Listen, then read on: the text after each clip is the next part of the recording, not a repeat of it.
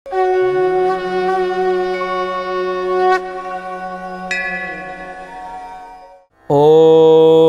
क्रीं महाकाल्यै नमः।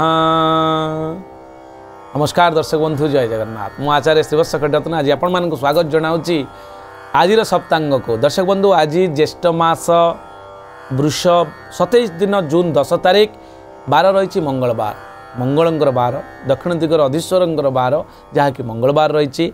चतुर्दशी तिथि रही दिन 11:36 पर्यंत। यापर चतुर्दशी पर पूर्णिमा भोग हे। अनुराधा नक्षत्र रोचंती संध्या 6:02 पर्यंत एवं परे आपणकर ज्येष्ठा नक्षत्र आसुचंती। चंद्र आज आम देखा राशिचक्र रे चंद्रंकर भ्रमण अति शीघ्र होइतिबारु चंद्र होउचंती क्षिप्र गतिर कारक ग्रह। ताहा आजिर दिन रे चंद्रमा बिछा चंद्र अहोरात्र रोचंती बिछा राशि रे। जोग सिद्धि जोग रोचंती आपणकर 1:44 पर्यंत अत्यंत शुभ जोग, जहाँकि सिद्धि जोग कौन साधना सिद्धि करने जदि चाहती ये जोग आपन को निश्चित भाव में नाम जेभली साधनार सिद्धि से भली प्रदान करेंगे। करण जहाँकि आम करण वित्त वर्धनम, करण रे वित्त वर्धन होता है वाणिज्य व्यावसायिक जो मैंने बंधु मैंने देखुं से आज दिन कौन देखा वाणिज्यकरण रही। दर्शक बंधु, चमत्कार करणटी आज रही। आपण क्रय विक्रय नूतन कर्म व्यावसायिक अभिवृद्धि करने जदि आज दिन में चाहते निश्चित भाव में आज डील करूँ। कौ समय करेंगे आप मन में रखुँ। वाणिज्यकरण आपंकर भोग होती दिन 11:36 पर्यंत रोचंती। जदि दिन 11:36 मध्य शुभ मुहूर्त मध्य आप क्रय विक्रय बा डील करुँच व्यावसायिक अभिवृद्धि निश्चित आप सफल हे। यापर बिष्टीकरण आसुँच।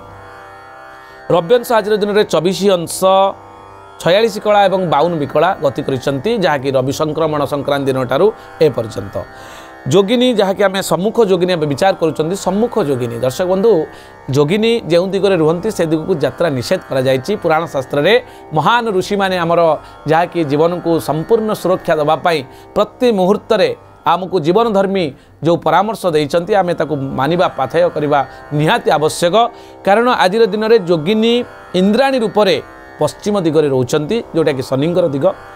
इंद्राणी रूप से रोतबारु से दिग को यात्रा निषेध रखा जायछि। 11:36 पर वायव्य कोण को रामावी रूप से रोचंती किए ना आपणकर जोगिनी। तेणु रामावी जोगिनींकर दर्शन बा से दिग को गले आमर अनिष्ट होता है बोली बहु प्रमाणित मुनि ऋषि मैंने यहाँ गणना कर जाइछंती। से दिग गला बेले निश्चित सतर्कता अवलंबन करेंगे। शुभ समय दर्शक बंधु, आज दिन रही 8:43 ठारू 11:20, दिन 4:39 ठारू संध्या 6:25 पर्यंत एवं परे रात्र 7:08 रु आपणकर रोचे रात्र 9:59 पर्यंत एवं रात्र 12:08 रु 2:17 पर्यंत आपणकर शुभ मुहूर्त रोचे। ए समय दर्शक बंधु चंद्र शुक्रश्च बारिणी, चंद्र और शुक्रंकर जो शुभ बेला यही समय आप कौन ना कौन कर्म करूँ। कारण प्रत्येक दिन शुभ मुहूर्त निश्चित भाव में रही।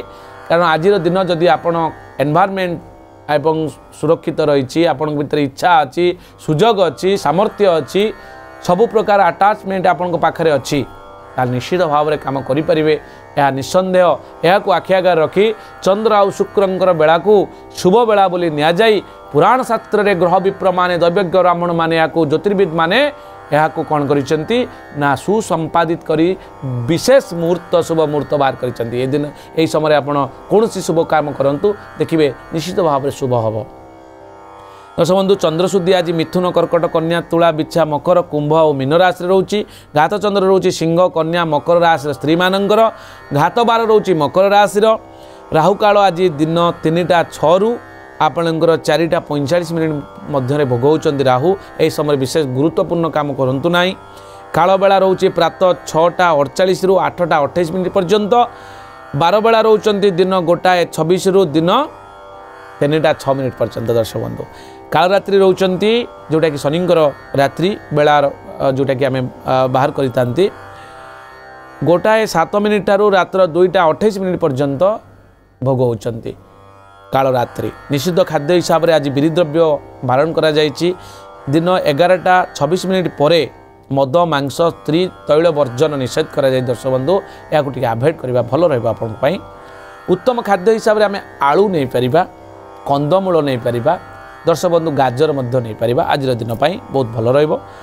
आज जन्म होता शिशुर दर्शक बंधु ये समस्त मन भर परिवार भितर उत्कंठा थाए जे आज जो पिलाटी जन्म हम जन्म हवा को अच्छी राशि नक्षत्र गण एवं तार नाम फास्ट लेटर कौन हम समस्त मन भर उत्कंठा थाए ता ए कार्यक्रम माध्यम आपण जानीपर जेहेतु आज दिन में अनुराधा नक्षत्र एवं चंद्र बिछा राशि अच्छा तेणु पिलाटीर अनुराधा नक्षत्र हे बिछा राशि हे जोटा को आम 17/8 बोली कहती देवगण हे न नि नु एवं ने अक्षर रे आपण ना दे पारिबे कारण नाम सहित जो पिलार संपर्क अत्यंत कौन गुरुत्वपूर्ण बहन करिताए तार विकास क्षेत्र में।